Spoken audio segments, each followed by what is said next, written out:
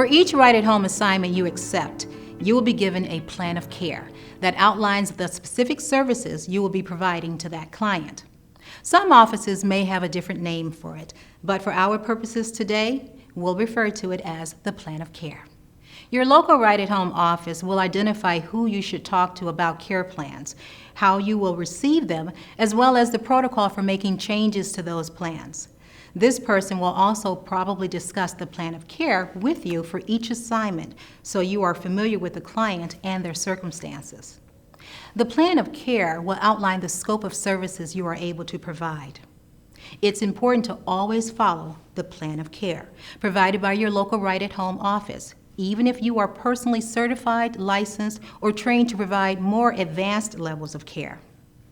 Should you be asked by the client to perform services outside the plan of care, you must contact your supervisor before performing the requested services. For instance, you may be certified as a CNA, but be asked to work with a client who only needs companion-level care.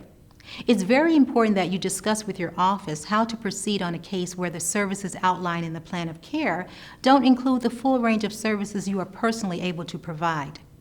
If you have any questions, please talk to your supervisor. A best practice is to always adhere to the plan of care that your local right-at-home office generates. Another best practice is to accurately log the activities you perform as described in the plan of care and do this at the end of each shift. Care notes or aid activity sheets are an important part of the client's record and should be filled out accurately and factually as possible. The notes should reflect exactly what you observed with regard to your client's social and emotional state during the visit. Care notes are not intended to reflect your opinion about the client's well-being. Let's look at an example of a care note written with facts. Mrs. Jones woke up at noon today. Now, let's look at an example reflecting the caregiver's opinion. Mrs. Jones didn't wake up until noon today because she is depressed. This is an important distinction because there is no evidence of the client being depressed. She could simply be tired. Providing your opinion in the notes could cause issues for you and your employer because in some cases, the care notes may be left in the home and read by anyone who is in the client's home. Another best practice is to document notes clearly and in ink.